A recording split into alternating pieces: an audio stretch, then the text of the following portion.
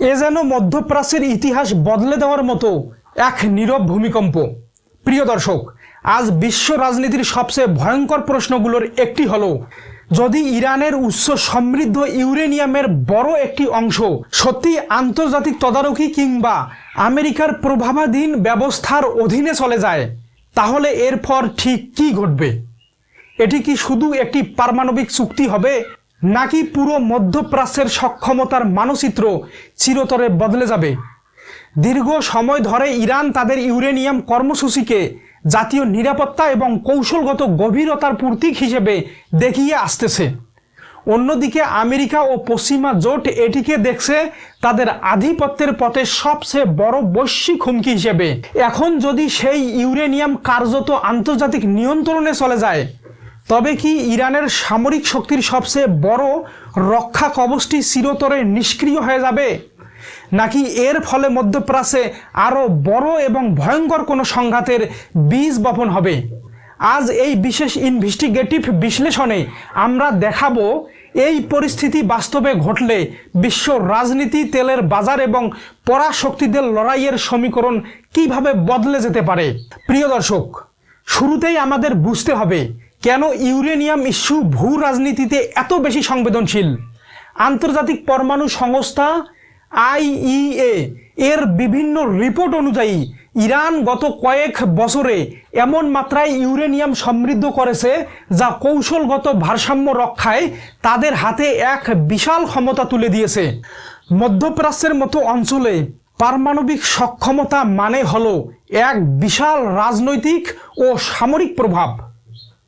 যদি কোনো সমঝোতার মাধ্যমে ইরানের উচ্চ সমৃদ্ধ ইউরেনিয়ামের মজুদ কমে যায় অথবা আন্তর্জাতিক পর্যবেক্ষণে চলে যায়, তাহলে প্রথম এবং সবচেয়ে বড় ধাক্কা লাগবে তেহরানের সামরিক ডিটারেন্স বা ভয় দেখানোর কৌশলের ওপর। কারণ এতদিন ইরানের সবচেয়ে বড় অদৃশ্য শক্তি ছিল পারমাণবিক সক্ষমতা অর্জনের সম্ভাবনা।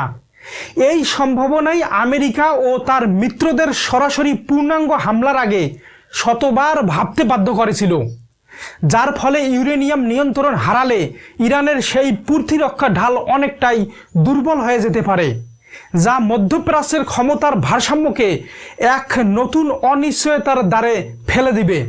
প্রিয় দর্শক, এখন প্রশ্ন হলো, এর ফলে কৌশলী বিজয় কার হবে? আন্তর্জাতিক প্রতিরক্ষা বিশ্লেষকদের মতে এর সবচেয়ে বড় কৌশলগত সুবিধা পাবে ওয়াশিংটন এবং তেল আবিব।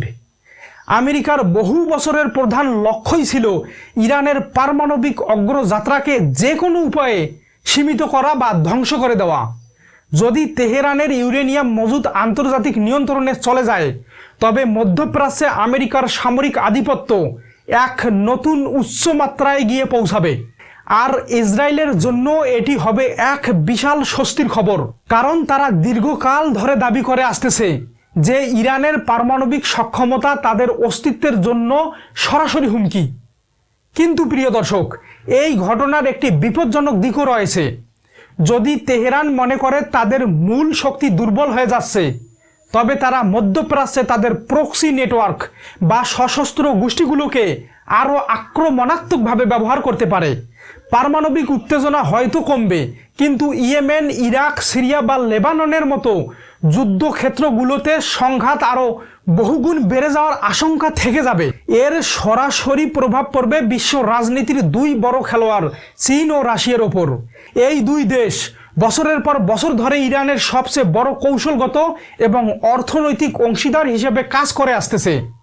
যদি আমেরিকা কূটনৈতিকভাবে ইরানকে পারমাণবিক দৌড় থেকে পিছিয়ে দিতে সফল হয়, তবে সেটি হবে বেইজিংয়ের জন্য একটি বড় কৌশলগত পরাজয়।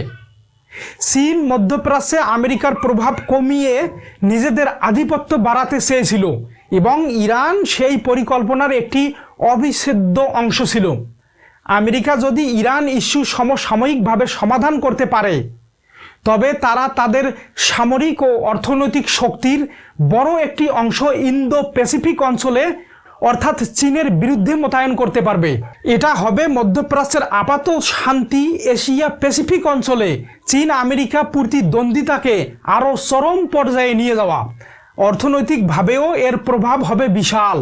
যদি হরমুজ প্রণালী স্থিতিশীল থাকে এবং ইরানের ওপর থেকে নিষেধাজ্ঞা শিথিল হয়, তবে বিশ্ববাজারে তেলের সরবরাহ এক ধাক্কায় অনেক গুণে বেড়ে যাবে, যা আন্তর্জাতিক জ্বালানি বাজারে এক নতুন প্রতিযোগিতার জন্ম দেবে। প্রিয় দর্শক, উপসংহারে আমাদের এই ধ্রুব সত্যটি মনে রাখতেই হবে যে ইরানের ইউরেনিয়াম যদি কার্যত আন্তর্জাতিক তদারকির আওতায় চলে যায়, তবে সেটি কেবল একটি সাধারণ চুক্তি হবে না, বরং এটি হবে ক্ষমতার কেন্দ্র পরিবর্তনের এক ঐতিহাসিক অধ্যায়। এতে হয়তো আপাত সরাসরি যুদ্ধের ঝুঁকি কমবে এবং বিশ্ব অর্থনীতি কিছুটা স্বস্তি পাবে, কিন্তু তলে তলে শুরু হবে আরও জটিল এবং দীর্ঘস্থায়ী ভূ রাজনৈতিক লড়াই। আমেরিকা ও ইরানের এই অবিশ্বাসের সম্পর্ক কি সত্যিই কোনো স্থায়ী শান্তির দিকে যাবে, নাকি এটি স্রেফ আরেকটি বড় ঝড়ের আগের সাময়িক নীরবতা? এই গভীর বিশ্লেষণ নিয়ে আপনার সুনিশ্চিত মতামত আমাদের কমেন্ট করে জানাতে পারেন।